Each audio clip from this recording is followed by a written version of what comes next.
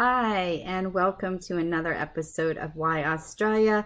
I'm Lisa Rossmeissl, owner of Boomerang Escapes, a full-service leisure travel agency and certified Aussie travel specialist with Australia Tourism. And we are back here again on Sunday to tell you exactly why you should be traveling to Australia. And to begin the show, we're going to do our lingo lesson for this week. Our word this week is DOS, D-O-S-S. To sleep at a place other than one's home. Also, DOS house, a cheap house for lodging. So let's get you sleeping in another place, such as Down Under in Australia. So the big message for today's show is Australia is open for business. Many of you, continue to ask about the fires. The fires are a non-issue at this point. Australia is open. There are not things that are being shut down anymore because of the fire that you need to worry about.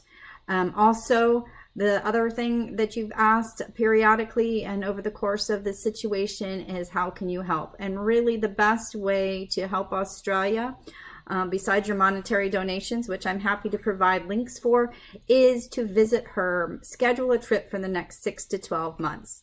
That is, get down there in 2020 if you can, or early 2021. Your travel trips to Australia are going to be the best cure for her long-term relief and recovery after such a devastating bushfire season.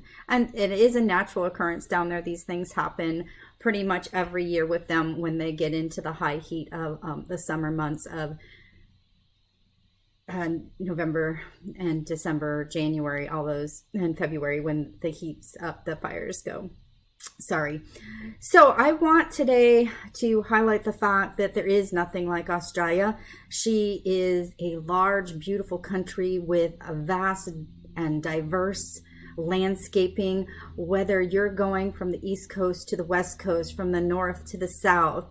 There's such a variety that you will see and experience. One of a kind landscape, beauty, one of a kind food and wine, and of course, one of a kind wildlife. And one of the things to do while you're down there is definitely mingle with the locals, definitely get out into the local shops, buy from the local craftsmen, put that money back into their economy. A majority of the country do work in the tourism industry, the travel industry, as far as providing hospitality for those incoming to the country. So it is vitally important that we continue to travel to Australia.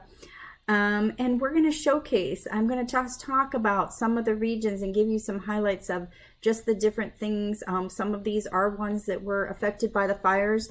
Probably the most affected, as you well know, because I've shared a lot of it on the Australia Travel Expert page and in these videos, was Kangaroo Island, which is part of South Australia. Half the island did take a hit from the fires.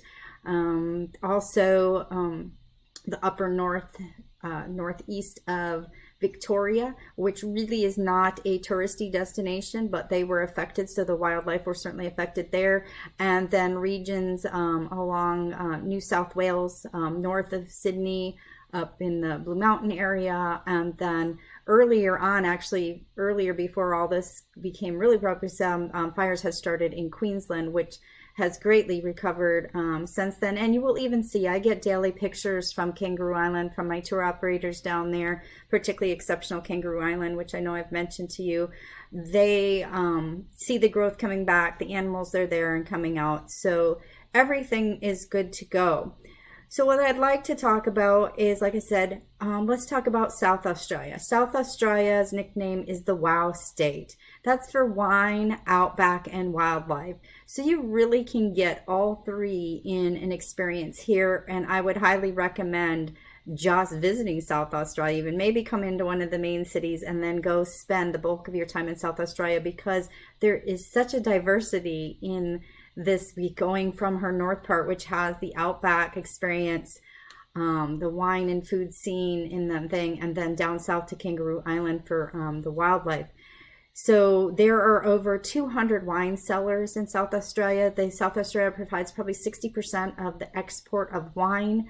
When you get up on the north borders of South Australia, there along the Northern Territory, you have the Flinders Range, you have Cooper Pedy, which is where people actually live underground, where they mine for the opals. And then the wildlife, as I said, besides parks that are available outside of Adelaide, the capital, you can go down to Kangaroo Island, and despite the fact that half the island was affected by the fires, they are up and running, and you are still doing tours. They're exploring the eastern half of the island that was not touched. They're still doing a good portion of their original tours, and the kangaroos are out, the koalas are out, see the sea lions and all the bird life. You really are not going to miss anything from this experience. Another thing, so we talked about Victoria, the fires there. So Melbourne, capital of Victoria. Melbourne is a vibrant, active, foodie city. So much energy in Melbourne, sporting events. This is a very popular one for me, especially when the Australian Open is there. Especially a lot of the US market likes to go in for the tennis tournament, but there are many other events throughout the year. It just really is buzzing all the time. And then the thing, like I was saying, where the fires were in Victoria is in a region really none of the American tourists or tourists in general even visit. So all the things that you think about for Victoria, like the Great Ocean Road, Phillip Island, the Yarra Valley, the Mornington Peninsula, all of those things have been up and running, stayed up and running, and were not shut down or affected by the bushfires. So everything you really want to see is available still. And again, this is a great area too to do. Just visit the state of Victoria. Or a great combination, which I've had people do, is Victoria and South Australia, where you can actually use that Great Ocean Road to go from the one state over to the other and drive part of the portion, or we can have you driven either way. And another great option is Victoria and Tasmania pair very well together. Or another thing would be to contrast the cities of Melbourne, Sydney, and Cairns, kind of an East Coast city experience. But again, open for business, ready to have you. And speaking of Cairns and Queensland, this is one day it's beautiful and the next day it's perfect. There really is not a bad time to go to Queensland. It is a tropical state. She is so beautiful with 62 miles of beaches. So you've got the Gold Coast, and then you've got the Sunshine Coast. Of course, you have the magnificent Great Barrier Reef, and then you've got the Daintree Rainforest as well as the Gondwana Rainforest. So World Heritage Sites. We showcased last week when I was talking about some tours that are on sale for Queensland, about those rich greens and those vibrant blues. Really and one of my favorite things along the Sunshine Coast, I was up every morning early, kicking off the flip-flops, taking my beach walk, watching the sunrise. Absolutely spectacular. I've done the same thing up in Port Douglas. Beautiful time to get out there, watch the sun come up. It always does pay to get up early in some of these destinations, but go to the other side, go to Western Australia. Again, beautiful long coastline and opportunity to get in there with that marine life. I know I've mentioned probably about a year ago the swimming with the whale sharks, also the wine region of the Margaret River Valley. So there's lots to do, and every state, while similar, is yet so different. Another place we want to talk about is Brisbane is too. It's the capital city of Queensland. So it has rooftop cafes. It has the river. There's just so much difference. Every city I've been to, I've been to a good portion of them. I've been to Perth. I've been to Melbourne. I've been to Adelaide. I've been to Brisbane. Been to Sydney. They all have a very unique personality. One is so totally different from the other. And again, the locals are absolutely wonderful. I can't stress enough to just get out there, take a walk through the city, do the shopping, experience the nightlife, get to know some of the local Australians, and shop. I love to, one of my favorite things is to bring home actually from, particularly from the Aboriginals, their artware and crafting. I like to bring that home. And of course, every dollar you're spending there is helping that relief and recovery process. So really anything in the next 6 to 12 months, like I mentioned in the beginning of the video, is really going to aid Australia in reaffirming her tourist industry, keeping the people employed that provide all these wonderful experiences. There are just so many. I could go on and on. I know people ask me all the time, what is your favorite place in Australia? And I really have a hard time. I know I mentioned last week, probably Whitehaven Beach in the Whitsundays is one of my absolute favorite. Actually, I do actually love staying in Hamilton Island and have gotten to do that a couple times.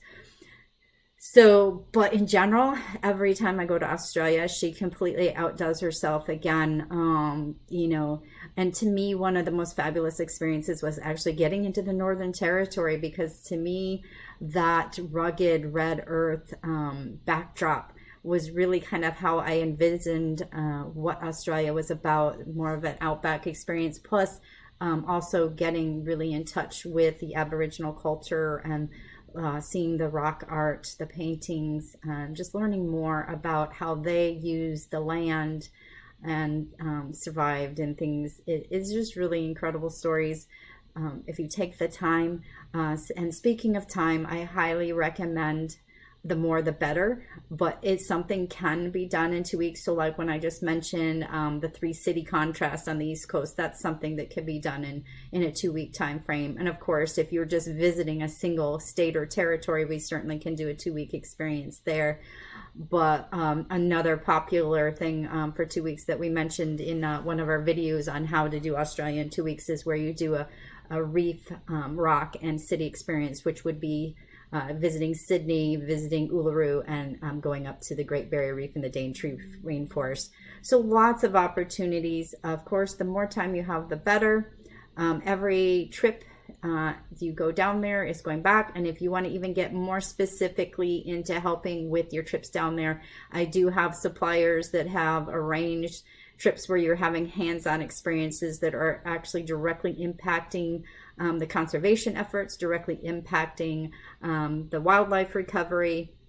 So just ask when we're planning, or if you have any questions. Again, that's what the comment section below is for. That's what the private message box is for. Or email me, lisa@boomerangescapes.com. I'm happy to answer any of your Australia questions. I'm even happier to start planning your own custom itinerary down to this 2020 destination of the year.